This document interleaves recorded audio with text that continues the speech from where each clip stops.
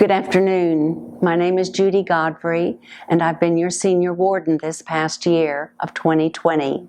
Last year at this time, we were full of hope, focusing on a new year, and full of anticipation of renewal as we prepared for Lent. Then in mid-March, the COVID-19 pandemic hit, and all of our lives were put on pause. You're muted.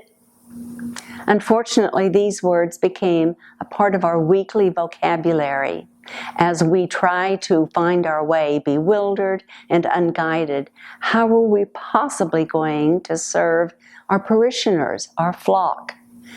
We didn't have in-person services, the office was closed, there was no pastoral counseling.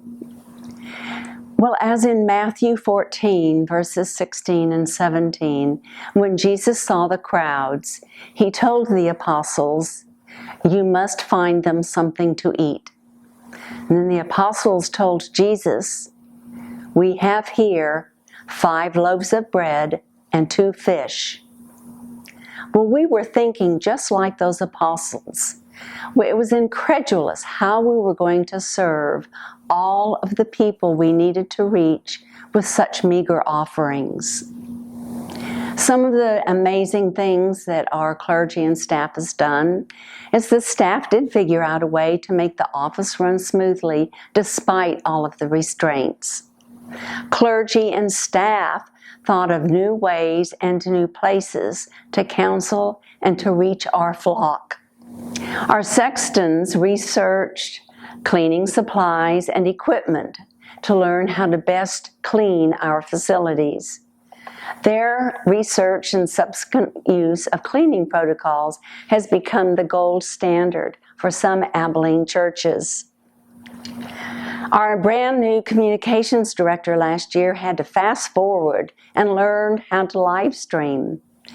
Our first live streaming in March of last year was done with Blaine's iPhone, one device. Now we have multiple pieces of equipment that contribute to the live stream, but we need much more, and we're working towards that. Our brand new organist and music director had no musicians to direct, but he quickly came up with varied musical compositions that filled our nave and our hearts with the church music that we love so much. And you, our parishioners, supported us with your pledges, contributions, online participation, and your prayers. Thank you. Hi, I know most of you know me, but I'm Rick Willis, the junior warden at the Church of the Heavenly Rest. And that being said, my committee I head is the Building and Grounds Committee, and it's quite a lot because we have quite a lot of building and grounds.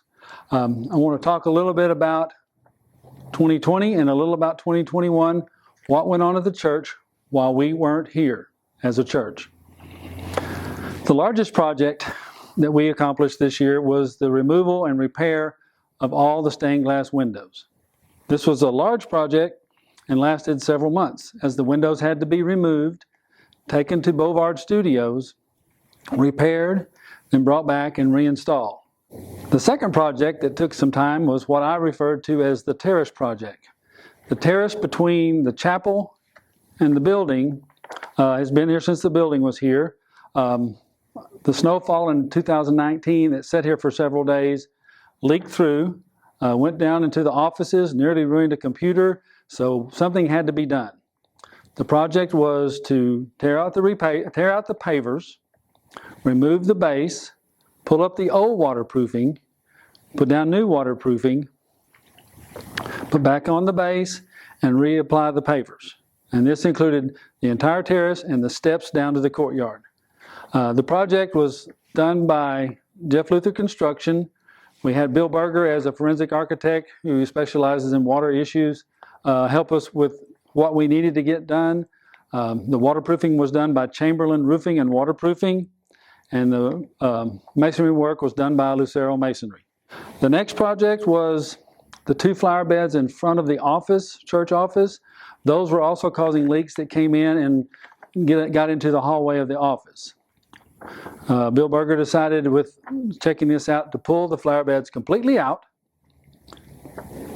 replace them, fill them with concrete, and put artificial turf back on top to match the rest of the courtyard. There were some benches and planters bought to kind of soften the things up so that we'd be a little more useful. That project was done by Masterscapes. The next project that we completed was St. Mark's Church sold their building, and they needed some place for their columbarium to go. Heavenly Rest decided to accept it, and we brought it here and put it just off the courtyard with a new base on it, a bench that St. Mark's found from the old church to make a nice, restful place to visit, reflect, and remember your loved ones. That work was done for the base by Lance Johnson Construction. So we're looking forward to getting back to church this year. Hopefully it won't be too much longer. We can come back in with vaccinations and start being around each other again and worshiping and enjoying what we have taken time to preserve. Well, it's been a great pleasure of mine to serve as the ministry committee chairperson for the past 3 years for Vestry. And over those 3 years, I have been so blessed with meeting so many different people and working with so many different people. This church is amazing. We have over 40 ministries that serve individuals within our parish and out in our community. And it is just an unbelievable opportunity of all the lives that we touch. We do everything from working inside the church, such as Altar Guild, which I'm very involved in, to Daughters of the King. And then outside the church, we have Thrift House, Soup Sisters, Bob's. It just goes on and on. And this year, as with everything else, 2020 has been quite the challenge, and it's been a great experience to watch people meet that challenge and come about with different and creative ways to still fulfill their ministry and still be able to serve God in all these different places. Right now, we are in the basement of the parish hall, where we're right now serving as an outreach for food distribution on Fridays. This used to be, for some of you who remember, our outreach that was open on Tuesday, Wednesdays, and Thursdays. This is that area where the individuals would wait until one of the pastors could talk to them. And of course, that part of our ministry has gone online, and Debbie Hurt has been in charge of that and has done a great job. That's one thing I think we've learned from 2020. There may be better ways that we can serve our ministries in different ways. So this made us think outside the box, which is kind of hard for Episcopalians to do something different, but it's been good for us. But down here, we gather the groceries, we bag them up, we give away almost 40 bags a week.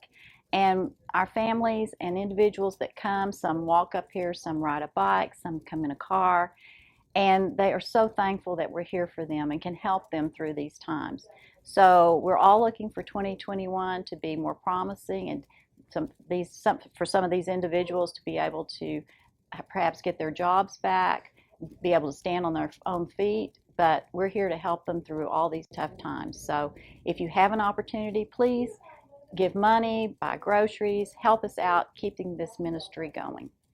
It was started in March through a realization that children were not going to be fed when the schools closed, that the people that were on free or reduced price food, and especially the ones that got the backpacks for the weekend, there was not going to be any feeding.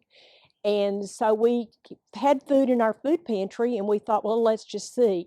The first week we didn't have much response, and then it caught on, and within 2 weeks we were doing 54 people. So it's been an ongoing thing. Every Friday morning from 9:30 to 11:30 we give out groceries, staples, and then also it's kind of gone into personal products. We give out dog food, cat food, just the necessities of life. The people are really short on everything, and we try to help as we can.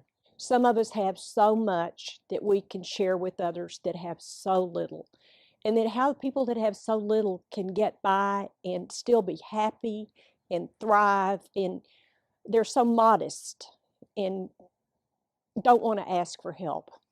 I think I mentioned once in the lay reader about a young woman that was pregnant that came in the summer, and she shared with us that she was raising nieces and nephews, and She'd lost triplets a year before and was pregnant again and was thrilled about it. Well, her name's Tony, and she ended up that she had the baby. It was early. She had some blood pressure problems, but she still comes to see us, and we feel like the pseudo grandmothers of that beautiful baby. Her name is Hazel, but she still, she talks about how she can't get health care because of certain things, and that how how the system doesn't work for her, and it, a lot of realization of things that we never thought about. This is a wonderful way to give back in a different way. It can be as little as buying some bananas at the grocery store that could be shared. Both Abilene Fresh and the Cookie and Cracker Company, ABI, have been wonderful to give us big distributions, but we really rely on our parishioners to give us, and there'll be a couple by here in a little while they'll pop the back of the car and we unload it, and it's wonderful to see what they'll share. Well, we weren't dealing with the thousands as in Matthew's gospel. We did begin to realize that whatever meager resources we had, 5 loaves of bread and 2 fish, God would provide. Through efforts to care for human needs and to offer hospitality to people, we know that we are in the kingdom ministry of Jesus, and we know that we are abundantly blessed.